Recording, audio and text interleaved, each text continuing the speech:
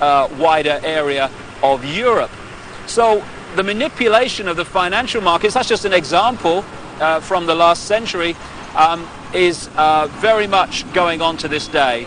And it's manipulating your life, what your money will buy, and indeed if you have any money at all.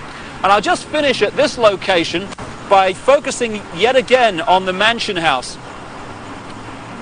Arizona Wilder, the subject of this video, conducted satanic ritual at the highest level, and we'll come to that in detail. You'll see that in the interview. But it's very much part of these bloodlines that have increasingly controlled the planet over the last few thousand years. When you follow them through from the ancient Near and Middle East up into Europe, where they became the European aristocracy and the royal families of Europe, or royal family if the truth be told, because they're just the same bloodlines under different names, over to America and into the modern world, one thing follows again and again: human sacrifice, satanic ritual, blood drinking, and all this stuff. And I've talked to a number of people who have seen these rituals in the City of London, who have been subjected to some of them. And the Mansion House, the centre of government in the City of London, is one of the key places where it goes on around here when work here is finished for the day. And satanic ritual is very much part of the next topic I want to raise and talk about at another location, and that's mind control. A few can only control billions and the direction of their lives if they manipulate the way we think and manipulate the way we feel. Only by doing that can they control us, because there's not enough to do it physically. And so mind control is the foundation of how it's done, and we'll talk about that at the center of global mind control, at the center of the network that generates it, and that's the Tavistock Institute, not far from here, yet again in London. Well, we're now just a short drive from the City of London, next to this very appropriate poster, Very Bad Things, and I'm on my way to the Tavistock Institute. It is the center of global mind control and the network that does the research and creates the data and advances the techniques to mind control people in many ways. When you think about mind control, you might think of the Manchurian candidate and some robot with a gun. Kill, kill, kill, kill. But mind control is much bigger than that. If you take the definition of mind control to be manipulating the way people think and therefore behave, then the question is not how many people are mind controlled in the world, it's how few are not. Because every time you read a news story which is slanted to get you to see the world, a person or an event in a certain way, and you accept that slant and take it as truth, you're being mind controlled. Every time you see an advertisement and it persuades you to buy something you don't really need, you're being mind controlled. So all these different techniques are used all the time to get us to think and behave the way this few, this clique, this elite want us to. Problem, reaction, solution, getting us to react to events and demanding solutions, the solutions the elite want us to demand. That's also mind control. So mind control is a vast, vast subject. And you know, in the streets of the cities of the world, or the towns of the world, you get these people with the clipboards that are asking you questions called opinion polls. Well, we're led to believe that these opinion polls are to get a feel for what people want so that we can give the people what they want. No. Overwhelmingly, those opinion polls are designed to find out if the programming, the manipulation of the public opinion, of the collective consciousness, is actually working.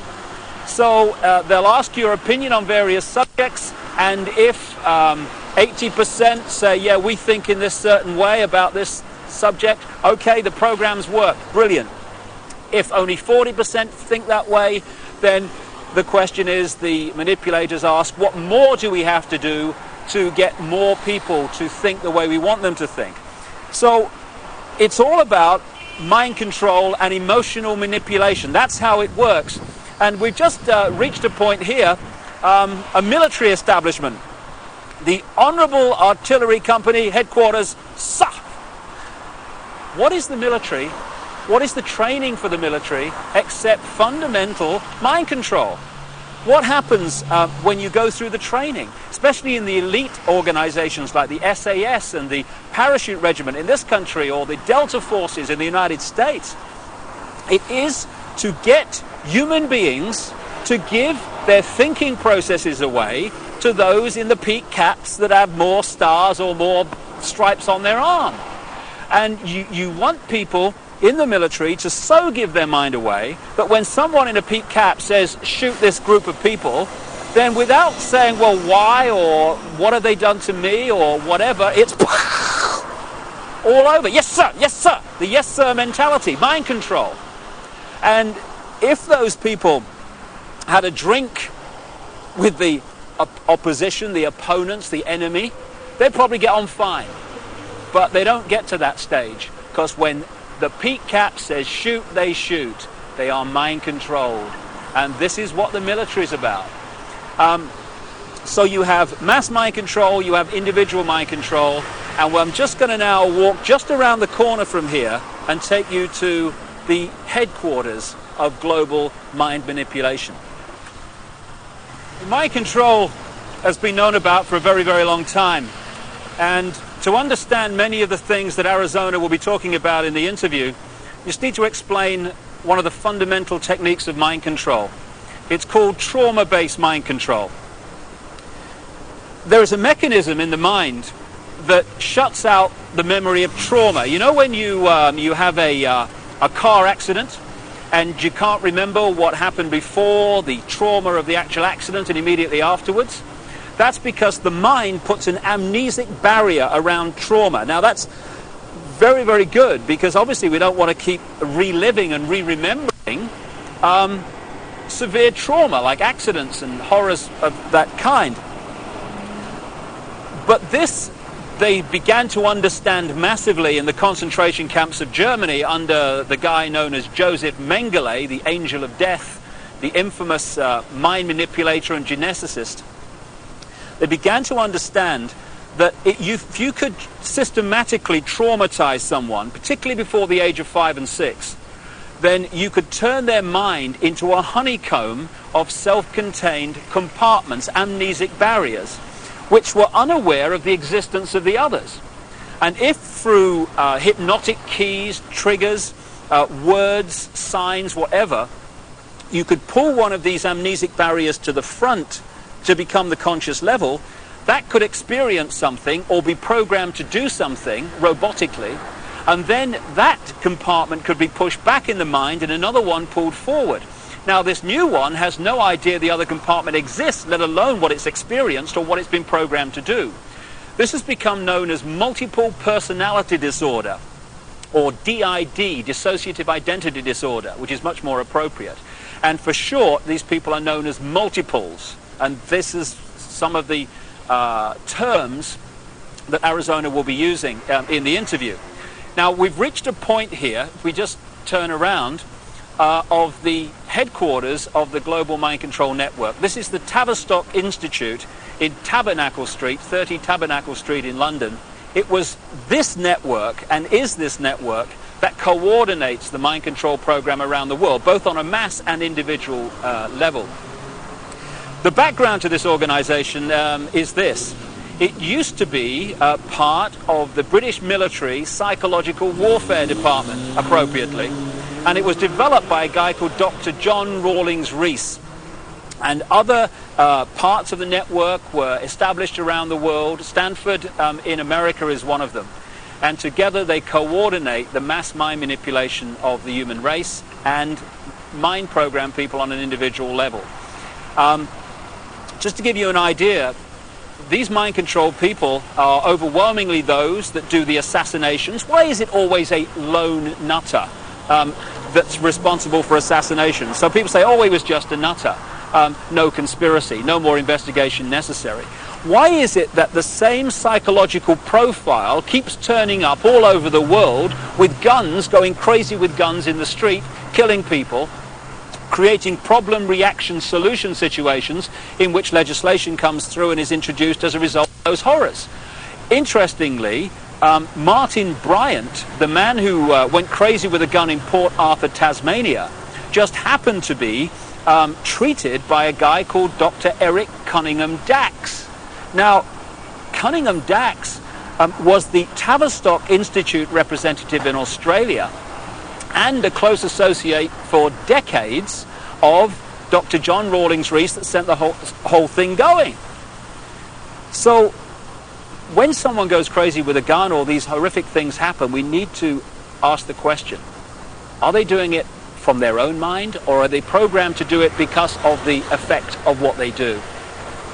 Now, Arizona Wilder was brought up from birth in these mind control programs, and her programmer was Joseph Mengele, the angel of death. And when he eventually died in the late 80s, because the subject of the programming becomes so attached to the programmer, almost worshipping the programmer, when the programmer dies, often the programming starts to break down. It did with this lady, and that's why now she's speaking out and talking in staggering detail about what she experienced and the people that she was involved with.